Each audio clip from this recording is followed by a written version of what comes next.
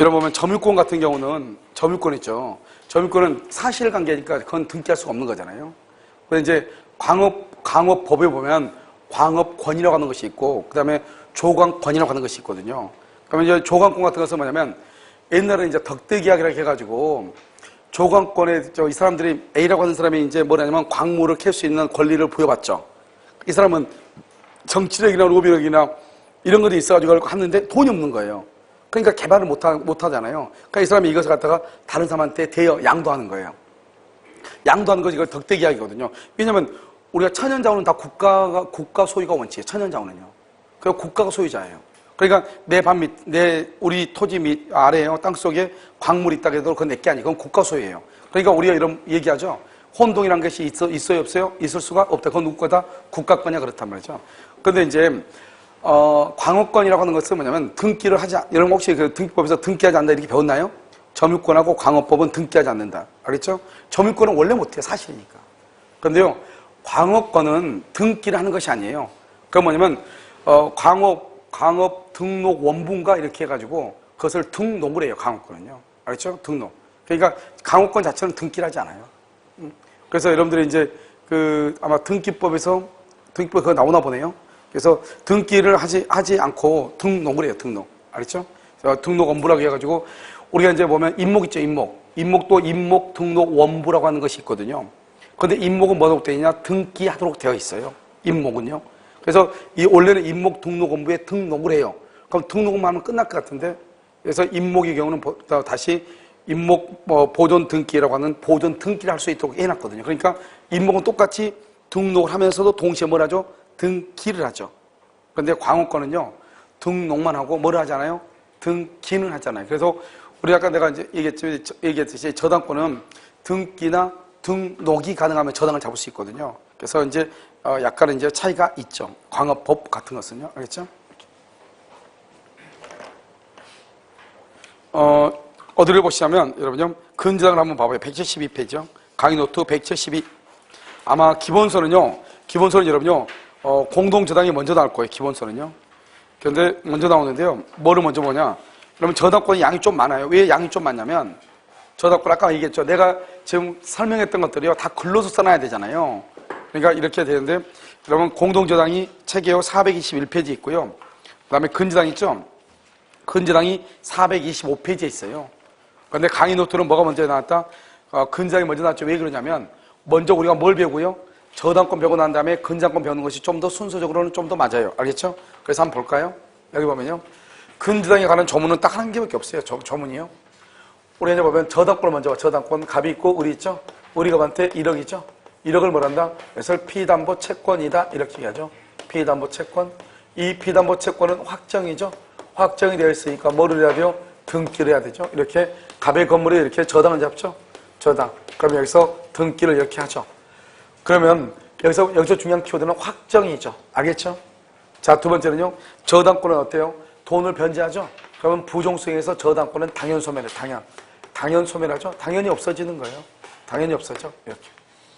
그 다음에요. 저당권은 또 360조에 보면 뭐라 되어 있죠? 원금하고, 그 다음에 이자하고, 그 다음에 위약금 이렇게 있죠? 원금, 이자, 위약금은요. 뭐를 해야 돼요? 등기를 해야 되고요.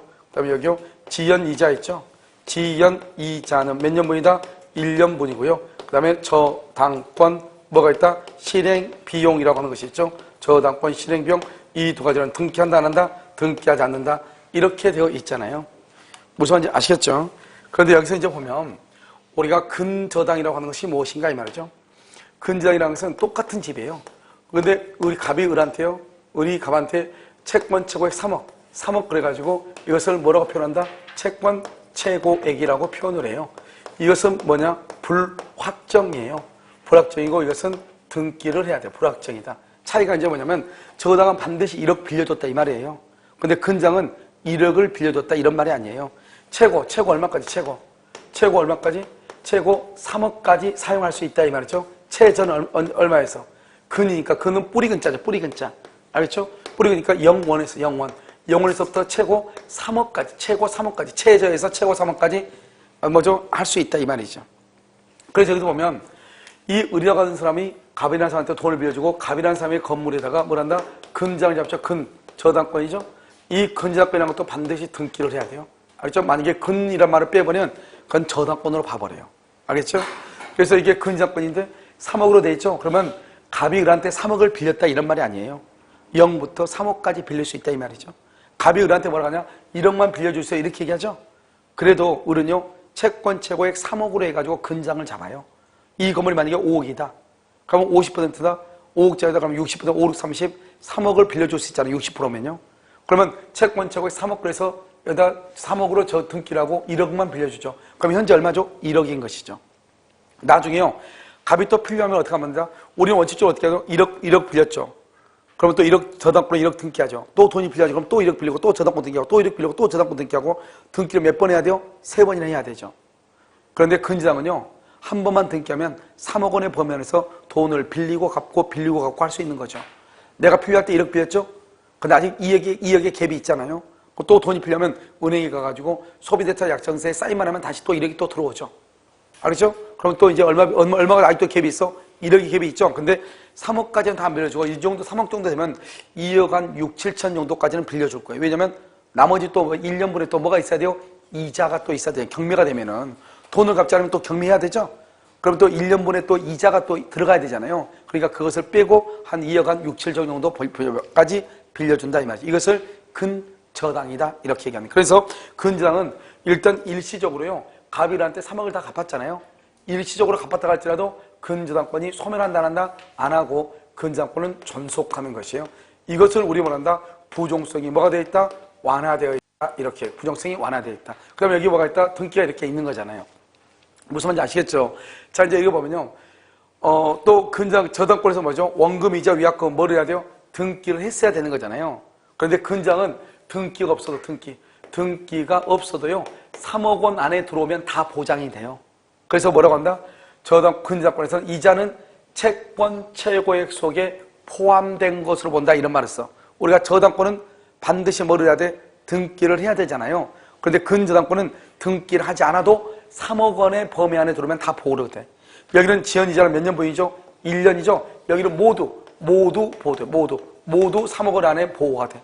여기는 저당권 실행비용이 있죠? 근데 여기는 근저당권 실행비용이라고 하는 말은 있어요, 없어요?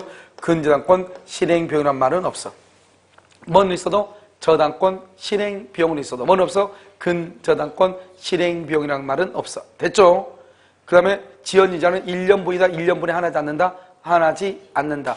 원금이자 위약금은 등기한다 안 한다? 안 한다. 등기 없이도 보호가 된다. 이걸 근저당권이다. 그 다음에 근저당권은요. 전속기간이 있죠. 전속기간은 등기를 해도 되고 안 해도 돼. 해도 되고 안 해도 돼. 그럼 여기 봐요. 이게 지금 불확정이죠. 이런 불확정이란 말은 지금 돈이 얼마를 빌렸는지 안다 모른다. 모르죠. 그래서 여러분 근저당은요. 맨 밑에 보면 반드시 뭐라고 채권자 주소지가 나와 있어요. 예를 들어서 채권자 국민은행 원주 중앙동 지점 이렇게 나와 있단 말이죠. 그럼 그 중앙동 지점에다 전화를 해. 그래서 토지예요. 번지수를 불러줘. 그러면 거기를 저당 잡고 돈이 지금 채권 최고액이 3억으로 되어 있는데 지금 오늘 현재 얼마입니까? 물어보면 오늘 현재 1억 7,500입니다. 이렇게 알려줄 거예요. 그러면 채권 최고액이 3억인데 현재 지금 채무가 얼마다? 1억 7,500이구나. 이걸 알 수가 있죠. 그런데 저당권은 그럴 필요가 있어 없어? 없죠. 저당권은 확정이니까 1억으로 되어 있으면 얼마를 빌렸다? 1억을 빌렸다 이런 말이죠. 아시겠죠? 자, 그 다음에 그래서 여기 근저당권은 불확정이죠. 불확정이니까 중요한 거 뭐예요? 이것을 뭐 하는 게 중요해요? 확정시키는 게 중요하죠. 확정. 뭐가 중요해? 확정을 시키는 게 중요하죠. 그래서 어떻게 확정을 시켜요? 확정을 시킬 때 근저당권은 불확정일 때 근저당권이죠. 저당권은요 확정일 때 저당권이죠. 그러니까 피담보채권이 얼마인 줄 알아야 돈을 갚으러 가고 돈을 갚지 않으면 경매를 청구할 거 아니에요. 무슨 말인지 알겠죠? 그러니까 어떻게 해야 돼요? 확정을 시키는 게 너무너무 중요해. 확정이 되면 근저당권이 뭐로 바뀌어요? 그래서 저당권으로 바뀌는 거죠. 저당권으로. 저당권으로 바뀌어. 저당권은 확정이고 근저당권은 불확정이란 말이죠. 저당권으로 바뀐 상태에서 뭐가 돼요? 경매가 돼. 그래서 뭐가 돼요? 경매가 돼. 경매.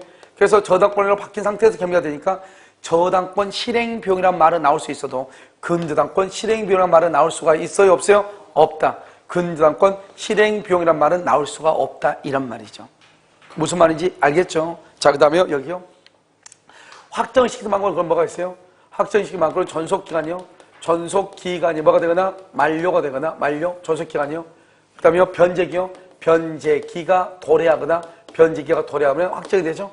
그런데요, 그럼 봐봐. 근저당권자가 경매를 청구한 경우가 있고요. 청구한 경우가 있고, 후순위 권리자가 경매를 청구하는 경우 두 가지가 있어요.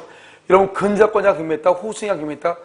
근저당권자가 경매를 했단 말이 무슨 말이에요? 근저당권자가 경매를 청구했어. 그러면 이 사람은요, 돈을 더 이상 빌려줄 생각이 있다 없다? 그러니까 경매 청구했을 거 아니에요. 돈을 빌려줄 사람이 경매를 청구하지는 않을 거 아니에요. 그러니까 근저당권자가 경매를 청구하면 경매 청구 시 경매를 청구할 때를 기준으로 해서 확정이 되는 것이에요. 그런데 여러분요, 이 사람이 경매 청구를 취하했다, 경매 청구를 취하해도 뭐가 안 된다? 번복이 안 되는 거예요. 왜요? 경매를 청구하면은 확정이 돼버려. 확정. 그러니까 더 이상 번복이 안 돼. 취하를 해도 안 돼. 이 두 가지를 다 같이 알아야 되겠죠? 지금요? 그런데 후순위가 있단 말이에요. 후순위가 뭐죠? 후순위가 여기 A가 근저당이고 B가요 전세권자란 말이죠. 전세권자가 경매를 했다 이 말이죠. 그러면 전세권자는요, 지금 채권 최고액이 얼마로 등기가 되어 있죠? 3억으로 등기가 되어 있다는 것을 알면서 전세 들어왔을 거 아니에요. 그렇죠? 그러니까 만약에 이 집이 경매가 되면 최고 3억 원은 누가 가져갈 것이다. 을이 가져갈 것이다. 그걸 알아 몰라. 알면서 들어왔을 거 아니에요. 무슨 말인지 알겠죠? 그런데 이 사람이 오늘 전화를 해봐. 전세권자가. 했더니 채권 최고액 3억인데 지금 현재 1억밖에 아니라는 거예요. 그럼 얼마가 더 여유가 있어? 2억의 여유가 있고, 자기가 전세금을 경매 대비해서 받을 수 있을 것 같아, 돈을요. 3억을 다 가져가면, 을이 다 가져가면 내가 돈 한 푼도 못 받는데, 지금 빨리 경매하면 1억이라도 받을 수 있을 것 같단 말이죠. 그래, 이 사람이 전세권자가 빨리 경매를 했단 말이죠. 경매를 했는데, 어디까지요? 경락, 대금, 완납 시. 이게 무슨 말이냐? 그러면 이 근저당권자가 경매를 청구한 게 아니잖아요. 그럼 근저당권자가 경매를 청구하지 않았다 이 말은 근저당권자는요, 돈을 빌려줄 생각이 있다 없다? 있다 이 말이에요. 있다. 돈을 빌려줄 생각이 있다 이 말이잖아요. 그러면 돈을 빌려줄 생각이 있다. 그러니까 만약에 후순위 권리자가 경매를 청구했다. 그럼 어떻게 돼요? 후순위가 경매를 청구했다. 그러면 경락대금을 뭐 할 때 완납할 때까지 A는 돈을 빌려줄 수가 있는 거예요. 근저당은요. 왜요? 어차피 등기가 얼마로 되어 있죠? 3억으로 되어 있고, 경락대금을 완납할 때까지 돈을 빌려준다고 할지라도 후순위는 아무런 손해가 없죠. 왜요? 어차피 이 사람은 선순위 근저당권이 3억으로 등기가 되어 있다는 사실을 알면서 그 다음에 들어온 사람이잖아요. 그러니까요, 이 사람이 그때까지 돈을 빌려준다고 할지라도 아무런 문제가 없다 이 말이죠. 그래서 이때는 경락대금을 완납할 때 확정이 되는 것이에요. 알겠죠? 그 다음에요, 확정되는데 돈이 얼마나 확정되냐? 1억 5천으로 확정이 됐어요. 1억 5천. 언제요? 2월 1일이요? 1억 5천으로 확정이 됐어요. 그럼 돈을 언제 갚아야 돼? 2월 1일 오늘 갚아야 되겠죠? 그런데 이 사람은 돈을 언제 갚았냐? 3월 1일, 4월 1일, 5월 1일. 5월 1일 날 돈을 갚았다. 5월 1일 날. 그러면 몇 개월이 연체가 됐어요? 3개월이죠? 그러면 5월 1일 날 돈을 갚을 때 1억 5천만만 돈을 갚는 것이 아니고 1억 5천에 대한 뭐요? 지연이자. 지연이자도 포함을 해서 돈을 갚아야 돼. 알겠죠? 뭐를 해서? 지연이자를 포함해서 돈을 갚아야 돼. 포함해서. 그런데 여기 8월 1일이요. 8월 1일 날 새로운 법률 관계요. 새로운 법률 관계에 의해서 새로운 법률 관계에 의해서 돈을요 1억을 새롭게 빌렸어요. 1억을요 새로운 법률 관계에 의해서요. 새로운 법률 관계에서 1억을 빌렸다 이런 말이잖아요. 무슨 말인지 알겠죠? 그래서 이렇게 1억을 빌렸을 때는 어떻게 한다? 이 1억은 여기에 포함된다 안 된다? 안 되죠. 전혀 별개의 것이죠. 그래서 새로운 법률 관계에서 발생한 채권은 확정된 채권 속에 포함된다 안 된다? 안 된다. 알죠? 이게 아주 중요해. 포함되지 않는다. 이걸 이제 여기까지가 가장 중요한 것이고요. 그 다음에 이제 뭐냐면 갑이 있고 을이 있잖아요. 우리가 채권 최고액 3억이잖아요. 이걸 뭐란다? 채권 최고액이다 이렇게 얘기하죠. 채권 최고액. 그 다음에 여기 갑의 건물이죠. 갑의 건물에 뭐란다? 근저당을 잡죠. 근저당권을 잡고 등기를 이렇게 하잖아요. 그러면 여러분 여기서요. 이 등기를 말소하고 싶어. 말소를 하려면 얼마를 변제해야 되는가? 변제를 얼마를 해야 되는가? 등기를 말소하고 싶은데 돈을 얼마를 갚아야 돼요? 여기서 이제 결산기 있죠, 결산기. 결산기 때 결산을 해보니까요, 돈이 4억이에요. 등기는 3억으로 돼 있는데, 3억. 등기는 3억으로 돼 있는데, 결산기 때 채무액을 이자 다 포함하니까 4억인 거예요. 그럼 여기서 얼마를 돈으로 갚고 등기를 말소해야 되는가? 채무자는 얼마를 갚아야 되고, 채무자. 그 다음에 물상보증인은 얼마를 갚아야 되고, 제3취득자는 얼마를 갚아야 되는가? 이 말이죠. 알겠죠? 여기서 채무자는 4억 전부를 갚아야 되고요. 여기는 얼마다? 3억이다. 우리 아까 제3취득자가 누구라고 그랬죠? 제3취득자 누구예요? 저당권이 있고 난 다음에 지상권, 전세권 매수한 사람이죠? 물상보증인은 누구예요? 다른 사람이 돈 빌리는데 자기네 아파트로 보증서 준 사람이죠. 담보, 알겠죠?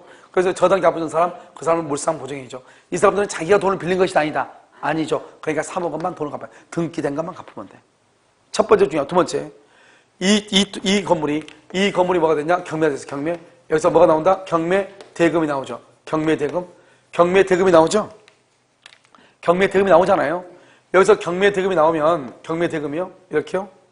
그럼 여기서 경매대금이 나오면 얼마 나냐? 5억이 났어, 5억. 5억 중에서 의뢰배당금, 의뢰배당금은 얼마냐? 이면 의뢰배당금. 의뢰배당금은 얼마를 받아가는가? 4억이다, 3억이다. 이게 중요하단 말이죠. 실제는 4억인데 등기는 3억이잖아요. 그럼 배당금은 얼마를 받아간다? 5억 중에서 3억을 받아간다, 3억을. 이것을 본다. 채권 최고라고 하는 말의 뜻이 뭐야? 최고는 우선 변제의 한도액이다. 우선 변제 받을 수 있는 최고 한도, 이것을 채권 최고액이다. 우선 변제의 한도이다. 이렇게. 알겠죠? 그래서 3억만 받아간다. 그러면 3억만 왜 받아가냐? 그럼 돈 2억이 더 남아있는데, 그러면 다른 후순위가 또 받아, 후순위가 받고 남은 돈이 있으면 또 받아가. 없으면 당연히 다 4억 다 받죠. 그래서 후순위가 있을 때는 일단 얼마만? 3억만. 그리고 후순위가 받아가고 남는 돈이 있으면 받아간다. 무슨 말인지 알겠죠? 이렇게. 자, 여기까지. 자, 여기서 이제 시험에 문제로 정답을 나오면 이게 제가 가장 쉽게 문제가 나와. 정답이요? 자, 그럼 봐봐요. 피해담보 채권이 확정되기 전에 두 가지가 있어. 두 가지. 첫 번째요, 채무자가 변경. 채무자가 변경된 경우가 있어. 채무자가 변경. 두 번째로요, 채권 일부를 양도를 해. 채권 일부를 양도하거나, 그 다음에 채권요, 일부를 뭔다? 변제를 할 때, 변제. 이 두 가지가 있어. 자, 채무자가 변경되죠, 채무자가. 그럼 봐. 갑이 있고 여기 을 있죠? 을이갑한테 돈, 채권 최고액 3억 이래가지고 갑의 건물에다가 이렇게 근장을 잡았어. 근저당. 근데 채무자가 여기 5월 1일, 채무자가 갑에서 병으로 채무자가 변경이 됐어.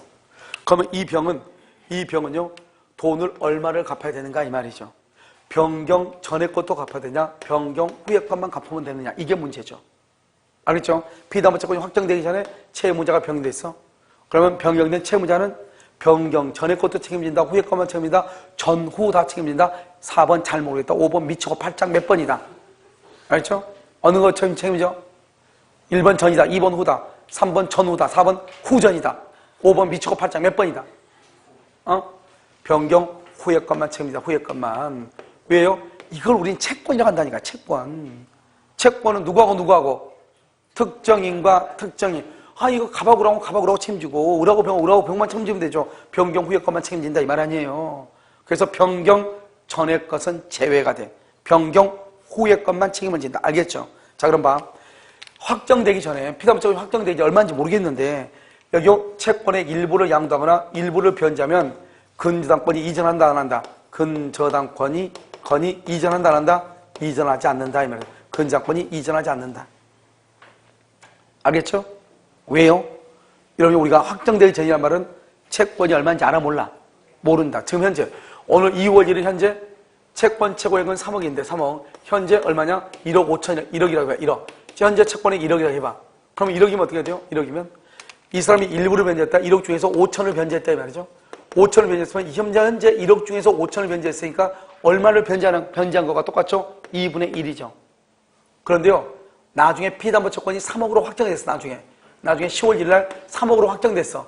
그럼 5천을 변제한 것은 전체액의 얼마의 범위 안에서 변제한 거죠? 6분의 1밖에 안 되잖아요. 무슨 말인지 알겠죠?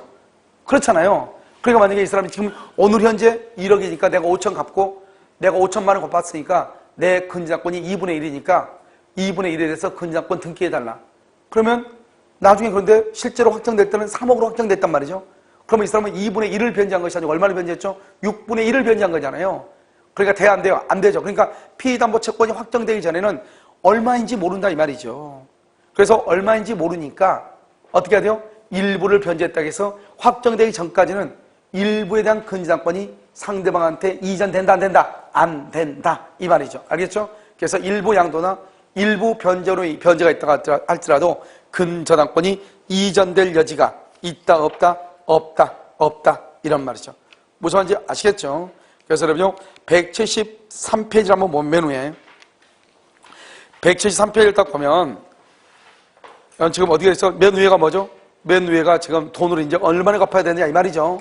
그래서 오른쪽 보면 채무자는 4억, 제3채익자고 물상보증인은 채권 최고액의 범위 내. 3억이란 말은 무슨 말이죠? 채권 최고액의 범위 내다 이 말이죠. 그 밑에는 이제 경매가 됐다면 경매가 돼서 매각 대금이 얼마가 나왔다? 5억이다. 5억 중에서 얼마를 받을 수 있냐? 맨 밑에 알겠죠? 얼마를 받는다? 3억. 그것을 뭐란다? 우선 변제를 받을 수 있는 것은 채권 최고액의 범위 안에서. 자, 그 밑에 피의담보 채권이 확정되기 전에 누가 바뀌었다? 채무자가 바뀌었다 이 말이죠. 그럼 바뀌면 어때요?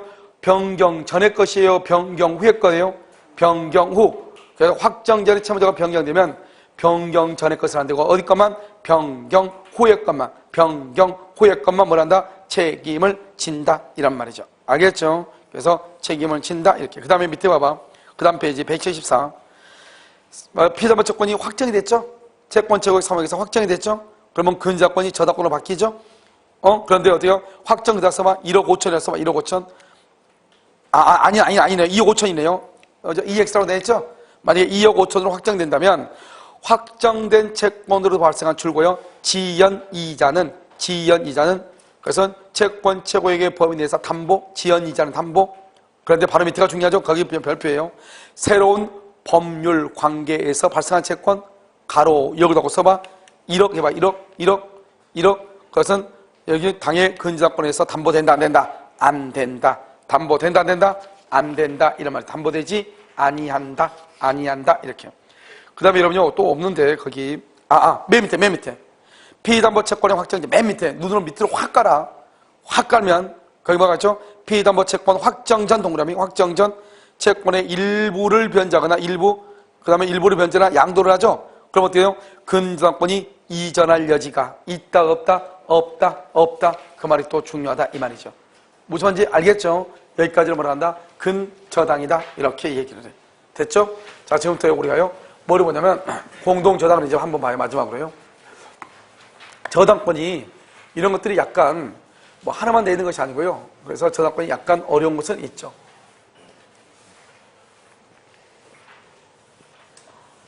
자, 이제 공동저당인데요. 공동저당은 여러분요 이것저것 뭐 다 설명한다 해서 되는 것이 아니기 때문에요. 뭐를 보냐? 자, 봐. 공동저당이요.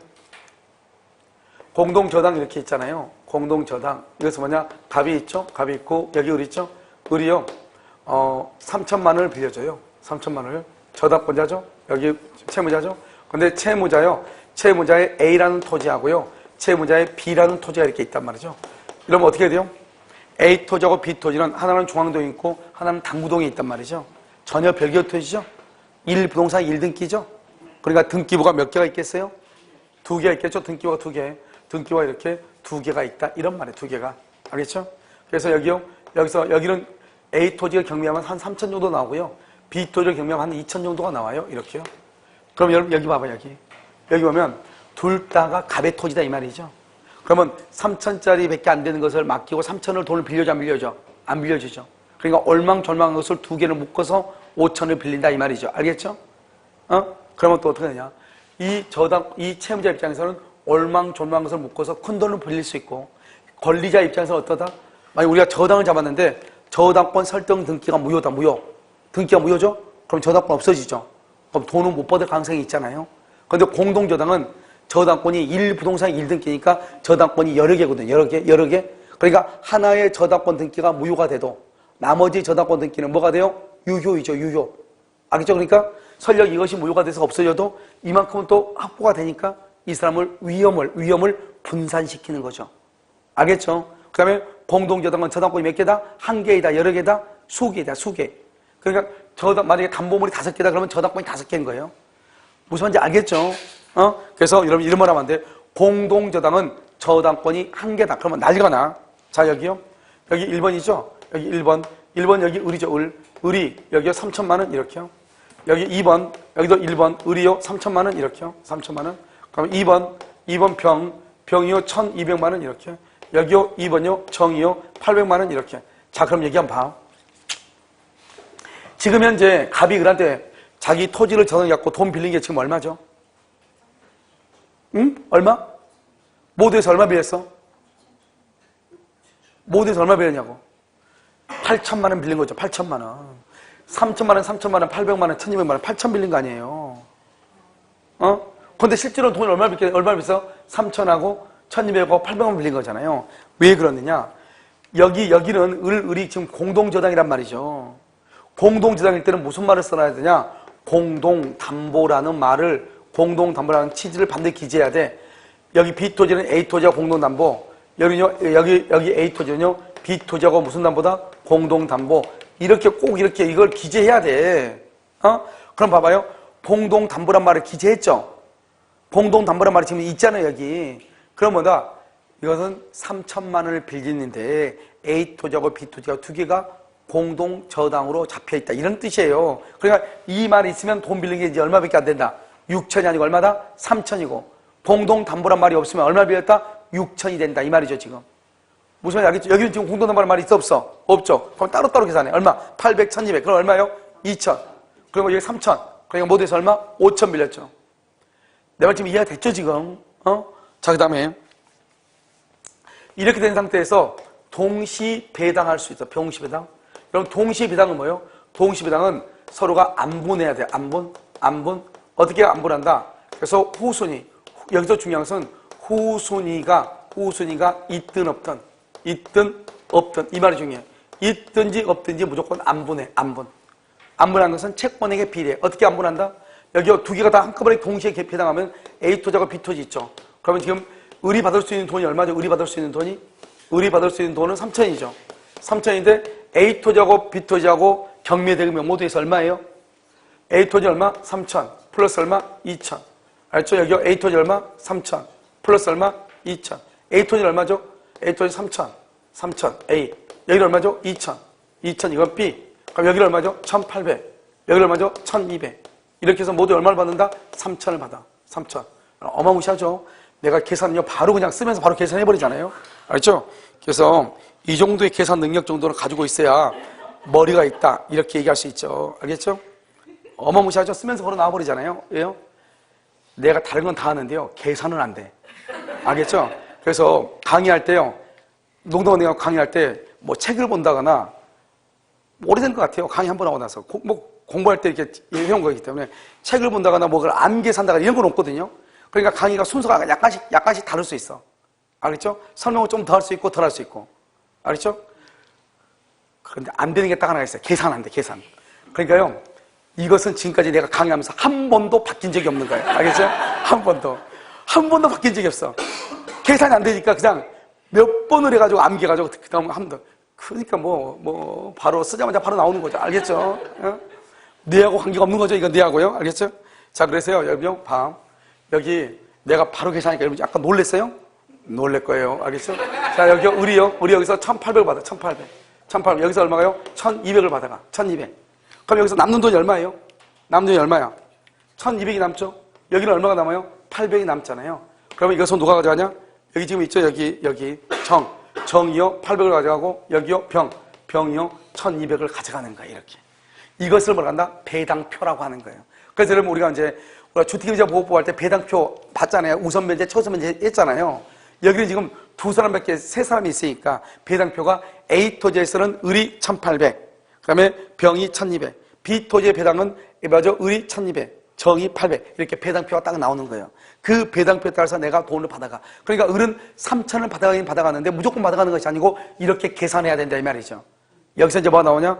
주택임대차 보호법이 여기서 나오는 거예요. 내가 동시 배당을 할 때 얘기한다. 동시 배당은 첫 번째 중요한 건 뭐냐? 첫 번째 뭐죠? 불가분성. 우리가 뭐죠? 전세권 할 때 얘기했어. 불가분성의 예외다.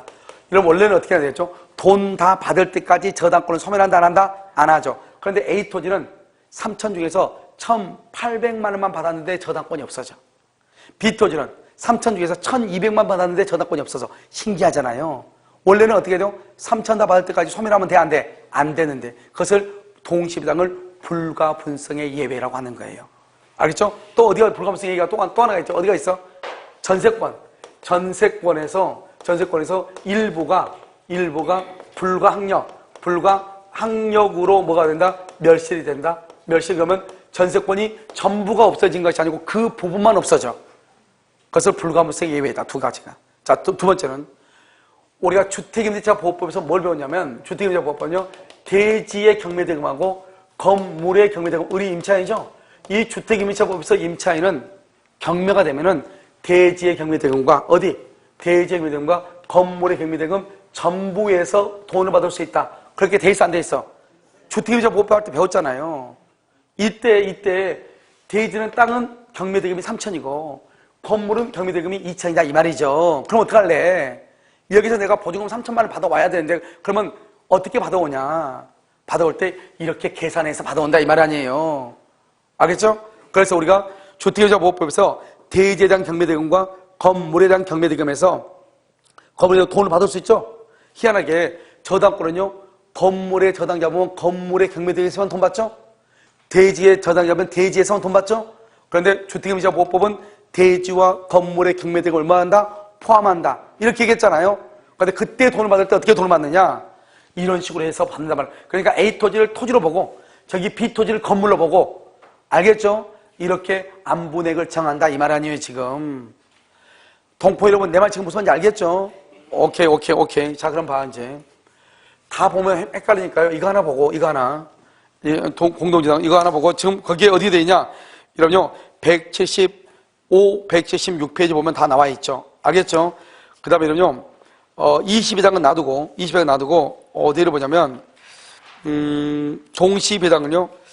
여러분요. 어디를 보냐면 맨 마지막 179페이지 179페이지 맨 뒤에 돼 있죠? 자 그럼 봐봐. 여기요. 이렇게 해가지고 의리가반티요. 1억 5천을 빌려 1억 5천 그래가지고 갑의 토지 있죠? 갑의 토지가 경매가 되면 8천이 나와요. 8천이. 그 다음에 여기요. 여기 병이 누구냐? 병은 누구죠? 이 사람이 채무자인데 이 사람은 그럼 뭐죠? 채무자가 아니고 누구죠? 이 사람은 물상 보증인이죠. 물상 보증인께 얼마가 나오냐? 9천이 나와. 9천이. 경매대금이 9천이 나온다 이 말이죠. 알겠죠? 그러면 8천은 너무 심하네. 너무 1억 2천이 나와. 이건 9천이 나와. 그러면 이제 어떻게 할 것인가? 이렇게 하나는 저기를 보면 둘 다가 채무자 거잖아요. 둘 다가 채무자. 여기는 어떻게 해요? 사람이 같아 틀려요. 틀리죠. 하나는 누구? 채무자. 하나는 누구? 물상 보증인. 서로가 다르죠. 이런 경우는 그럼 어떡할래? 이런 경우 어떡할래? 이 말이죠. 자, 지금부터 봐. 이런 경우를 어떻게 하는 것이냐? 이때는요, 이것도 동시배당하죠? 동시배당을 할 때, 계산하면 절대 안 돼, 계산하면 절대로 안 돼. 왜요? 우리가 돈 빌린 사람은 누구예요? 돈을 누가 빌렸어? 채무자가 빌렸죠, 채무자. 누가 돈 갚아야 돼? 우리가 보증인이 있다는 말이 무슨 보증인은 언제 돈을 갚죠? 채무자가 돈을 못 갚을 때 보증인이 책임을 져. 채무자가 돈을 갚으면 보증인은 책임을 져, 안 져? 안 지잖아요. 그럼 지금 채무자가 자기 재산이 얼마가 있어? 1억 2천이 있죠. 그러니까 동시배당하면 이렇게 계산하면 큰일 나.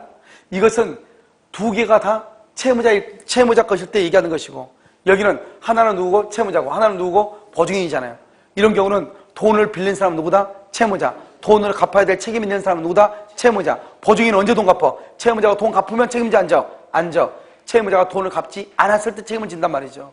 무슨 말인지 알겠죠? 그래서 어떻게 해야 돼요? 이 동시배당할 때는 계산하면 안 돼. 먼저 채무자 갑의 거에서 얼마를 뺀다? 1억 2천을 다 빼. 알겠죠? 그 다음에 물상 보증인에서 얼마를 뺀다? 부족한 3천만 빼는 거예요. 3천만. 이렇게 해서 1억 5천을 을이 가져가는 것이에요. 무슨 말인지 알겠죠? 동시에. 그러니까 이게 뭐냐면 하나는 채무자 것이고 하나는 물상 보증인 것일 때 모든 책임을 다 누가 지는 것이다? 채무자가 지는 거죠. 만약에 채무자께 만약에 1억 6천이 있다? 그럼 보증인은 한 푼 더 책임을 진다 안 진다? 안 진다. 이런 말이죠. 어디서만 다 받아간다? 채무자 거에서만 얼마를 받아간다? 1억 5천을 다 받아가는 거죠. 무슨 말인지 아시겠죠? 그런데 이렇게 다 안 될 때는 그럼 어떻게 할 것인가? 채무자 거에서 다 빼고 나머지 부정금. 이런 식으로 계산하면 돼, 안 돼? 안 된다니까. 이게 중요하다니까. 이렇게 계산하는 것은 동시부담할 때 안 분액을 정하는 것은 둘 다가 누구 것일 때 채무자 소유일 때는 계산하지만 그렇지 않는 경우는 계산한다 안 한다? 안 한다. 계산하면 큰일 난다. 이 말이죠 지금. 알겠죠? 누구 거에서 다 뺀다? 채무자 거에서 다 뺀다. 나머지 부정금은 누구 거에서? 물상보증인. 알겠죠? 그래서 맨 뒤에 한번 봐봐. 맨 뒤에 보면 채무자와 물상보증인이죠. 동시부담이죠. 채무자 소유 매각되면 2억 4천, 2,400. 물상보증인이 2천이죠. 그럼 먼저 채무자 소유 부동산에서 전액을 배당받아 2,400. 얼마가 부족해? 3천이니까 6천이 부족하죠? 그래서 6천이, 맞아, 3천이 부족하죠? 3천이죠? 그럼 600이 부족하죠? 600만 원을 물상보증인한테 공제하는 것이에요. 무슨 말이에요? 여기는 채권액이 모두 얼마라는 거예요? 3천일 때. 이해됐죠, 지금? 이렇게 한다, 이 말이죠. 여러분, 20배당이 있긴 있는데, 20배당은 사실 시험에 나오기가 만만치 않는 것이에요. 알겠죠? 우리가 계산할 때, 계산 문제가 몇 번 나왔거든요. 4번인가 시험에 나왔거든요. 4번 다 시험 문제가 뭐냐? 이걸로 나왔어, 이걸로. 알겠죠? 이것으로. 똑같은 것으로. 그런데 아직 이것은 시험에 나온 적이 없어. 그래서 여러분요, 이게 이제 시험에 나올 수도 있단 말이죠. 무슨 말인지 알겠죠? 나오면 계산한다, 안 한다? 안 한다. 물상보증이고 채무자다. 그러면 채무자 거에서 다 뺀다. 부정한 것만 물상보증인 거에서 뺀다. 무슨 말인지 아시겠죠? 그래서 여기까지가 여러분요, 물권법에 관한 것이. 알겠죠? 잠깐 쉬도록 그렇게 하겠습니다.